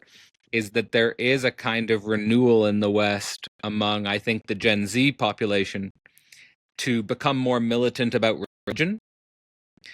There is a tendency to become more either orthodox or fundamentalist, and I suppose that's not unrelated to these seismic changes in politics and economics, but learning how to connect that militancy with a more militant Marxist international, I think is the big question of how does that, or how does that almost spontaneous theological militancy go through a self critique towards a more political militancy, towards a more I'm here thinking about how Marx was talking about in the Critique of the Philosophy of Right, that the critique of religion is the origin of the critique of politics, and is there some transition downstream of a more religious militancy that could become the seeds for a Marxist militancy. But that's Yeah, and just to add quickly, confused it's the thought. index. It's the index of the failure of the millennial left, if you will. Yes, That so many of the quote radical energies of the generation younger than us is being transferred on to these kind of mystical causes. yes, Lifestyle radicalism within radlibs, extreme forms of social conservatism, right? yes, Anti-feminism and so forth amongst young men. And for me, it's tremendously saddening to witness. And I recognize that there is a small yeah. contingent within Gen Z who do pursue Marxism as a commitment. But I really hope that we're able to make greater inroads, with that generation, building dialogues as well. Absolutely agree. Ernesto, yeah, on that theme, I know there's a lot there, but do you have any wild speculative ideas about these various themes, whether it's AI, technology, automation, a relationship to Marxism or accelerationism, left or right, or any of the other themes that came up in the last 5-10 minutes that you think deserve some extra attention? Sure. I wanna bring it back to something we mentioned around the beginning, which is I was talking about the example of Cuba, right?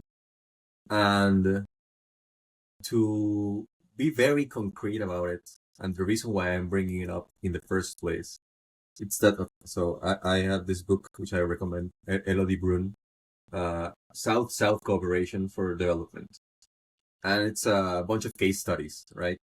And the case study that they highlight as the most impactful was the distribution of knowledge, right? Just education, higher education specifically, teaching of medicine, of course, in the concrete Cuban example. But in a more general example, for the hopefuls of the first world, I think moments like these that establish the roads for continuous friendship across the world. Because right now we're in 3 different corners of the world. I mean, I'm in Mexico right now. I don't know if you guys want to out yourselves where you are right now, but we are clearly not geographically I think we're Europe, entangled, right? North America, and China. Is that where? Yeah, There you go. yeah, we're just This in is North America, the by seeds of a real international. yeah, yeah, and really moments like these, moments of quotidian, just conversation, just sharing friendships and anecdotes. That's the real gist of it. The friendships. I mean, I know that sounds kind of romantic or whatever, but that's what that's what the Mexican Revolution was built on blood and on given blood of there's this there's this phrase. It's kind of an apocryphal discussion of this term of the water of the womb, right? That the blood is thicker than water, and there's this apocryphal kind of denouncement of the phrase that says that the blood of the covenant is thicker than the water of the womb. So these families that we make through our incidental relationships, they are the life and blood of our politics, and that's what we stay. That remains with us in the end. And when we die, not even that.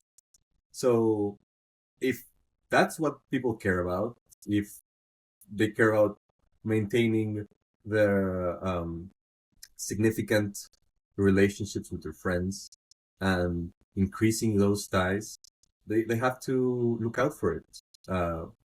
Each and every one of us. It's not something that we can leave to the state. It's our responsibility. Okay. No, I think that is extremely relevant. I'm glad you brought it up.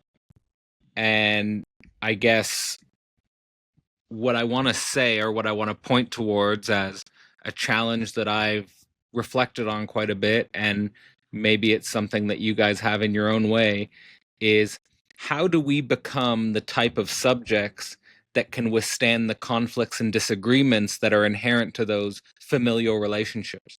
Because in every family, there are these impossible disagreements, and there are these impossible conflicts, which can lead people to say what is on every divorce, right? It's irreconcilable differences. Right, so it's always in, and I think this is where we find ourselves, especially in the age of AI, where it's not a joke. People come to me, they're talking to LLMs more than people. They're doing therapy with LLMs instead of going to see Ernesto for a Lacanian psychoanalysis, right? So it's really happening in a way that people are turning away from the friendship. People are, even people saying, there's a loneliness crisis, or a lack of friendship. People don't even have a close friend. So how do we become the type of subjects that can withstand these conflicts, disagreements, work through them, which seem to be inherent to the familial, which seems to be inherent to the friendship? Is there a standard Marxist approach to this, or do we need to look for resources elsewhere? I'll maybe start with you, Conrad and Ernesto, and then we'll point towards a closing. Yeah, in a way, we have a very limited and small experience of, sort of a kind of trivial kind of social governance, right? Because of socialist governance, because of we've been running kind of a discussion page with thousands of people in which we debate these issues, and it often relates to more tangible forms of engagement in terms of people being in parties in different countries and publishing and these kind of things. But one thing I think with that, or with anything that's very important, is like, part of the point of a text like What is to be done by, Lenin, is that part of his argument for vanguard leadership, is that determining what we need to do for the people is not going to be as simple as, um, you know, like just asking people to, do like a show of hands or something, right? And this is all the more so true in societies that are struggling with underdevelopment and backwardness, right? Like, how do you ask people who are in the thralls of like a deeply patriarchal religion, do you want to become secular, right? Like they're probably not going to say yes, right? How do you democratically consult with people who maybe lack literacy skills, right? So at that level, it's like there needs to be a kind of mediation involved in the political process. But one of the things that I think is very important, right, is when we're dealing with, conversations with people who are versed in socialist literature, who are committed to these causes, um, you know, that mediating function is less necessary, right? We're already on the same page. A lot of people already have a relatively high knowledge about this topic. And I think in that context, what's very, very important if we're trying to maintain solidarity, is to understand that, if you get 3,000 people together, or 5,000 people, or 10,000 people, or whatever it is, 200,000 people, that they are going to have a better sense collectively, right, in most cases, of how to, respond to a problem than one person, right? And this is part of the ethic of democratic centralism traditionally, right? We're going to, vigorously debate an issue, and once we've reached a conclusion, we're going to solidly stand by that conclusion, right? So I think there has to be, a willingness to amongst people again who don't need that kind of mediating function, that understand this topic amongst the left. There has to be, amongst the socialist left, I should say, there has to be a willingness to, accept the will of the kind of mass or the organization that we generate, right? And I think that's one way that, by accepting that, it's one way you can, voice your objection, but maintain your loyalty to a larger line. Yeah, and I guess same question to you, Ernesto. What comes to your mind when we think about, Conrad was emphasizing solidarity angle, but in general, thinking about how do we become the type of subjects that can withstand the disagreements and conflicts that are inherent to familial and friendship bonds. The irreconcilable differences, right? Well, Exactly. yeah, at least in my circles here in Mexico, we don't believe that's possible. We're all Freudians, Lacanians, so we believe in the constitutional whole, right? In the gap. The shared lack So that binds us all together. yeah. So we have faith in that. We have deep faith in the impossible circle that's I'm that just getting that the can't. Mexicans are based. This is what I'm getting from this conversation. The Uh, Mexicans are based. yeah, we're very close to a proper jihad now. Very close. Uh, but yeah, seriously, we uh, that's the point I was making about Zapatistas, right? That we don't believe that there are conciliable differences. We agree that the Mexican state has a duty, and we respect that duty. And so I think it's worth analyzing the specifics of the Zapatista relationship with the state, because it is nuanced. It is pretty nuanced. It isn't just we reject openly the state, but we are seeking to transcend the need for a state through our self-governance. But I'm not saying that Zapatistas are Lacanians, right? But what I'm saying is that they don't expect, like they aren't hoping for some ideal resolution, right? They understand that the struggle is the point. Well, on that point, I just want to emphasize that Flowers for Marx as a text, it does in many ways embody what we were trying to circle there at the end about holding the space for real difference. Ben Burgess, Matt McManus, Conrad Hamilton, Ernesto Vargas, as well as Daniel Tutt writing the foreword. You guys don't share an identical point of view on all of these things. There is, what I take from this conversation, a common historical recognition and perhaps a common historical cause that is being organized towards. But at the same time, in working through that process, there are going to be real differences between a democratic socialist angle or a Maoist angle or a Stalinist angle, or however we want to approach these things, or like came up in the conversation, the global South, global North, and thinking about those considerations. So Flowers for Marx is holding that space, and it is a work that is pointing towards the need for a deeper engagement with those fault lines, a deeper engagement with those tensions.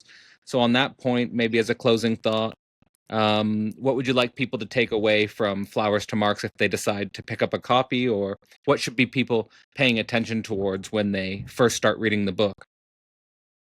Yeah, I mean, what I would like people to take away from it is that, you know, obviously there has been certain struggles in terms of left populism and its realization.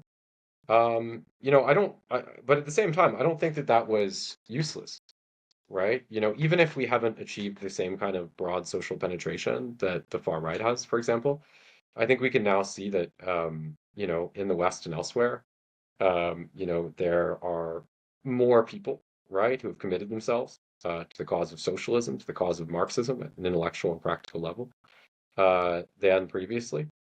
So I think that what's very important is to embrace the position of a certain kind of imminence to these struggles, right? How do we take what we've already built at a mass level and kind of push it forward and expand it?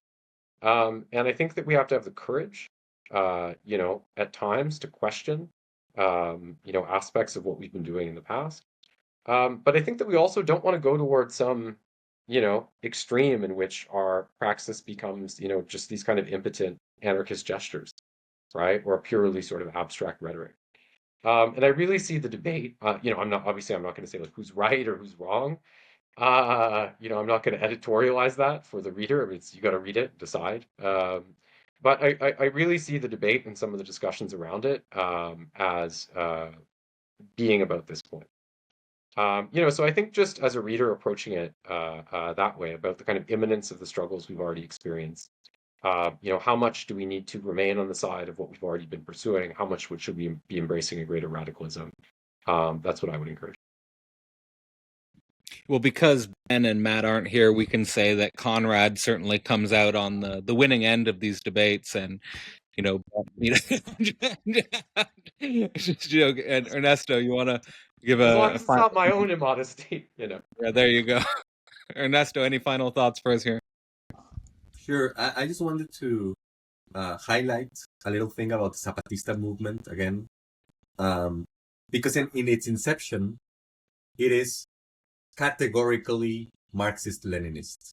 Okay, so if you read their documents and their speeches, they are a Marxist-Leninist organization. They were, sorry, a Marxist-Leninist organization, and they were led by a Marxist-Leninist thinker who wasn't an indigenous Mexican, but who traveled there and organized the indigenous Mexicans. And my point is that they aren't Marxist-Leninist anymore. That's my point. They are Zapatistas. And their ideology is Zapatismo and nothing else. So what I'm saying is, I love for people to take a little seed from this garden we're growing, plant it, and to bring us a little bloom next time. And we'll see what it's called. Well, that's a very poetic way to end this discussion on Flowers for Marx. I think we'll just leave it there. Sorry, Cadell last with Conrad Hamilton and Ernesto Vargas. There'll be links in the description to the book, which you can purchase through Revol Press. And I hope you enjoyed this conversation. Thanks so much, Conrad and Ernesto. Philosophy Portal is currently running a course focused on the works of the early Marx. To find out more or to get involved, check the link below.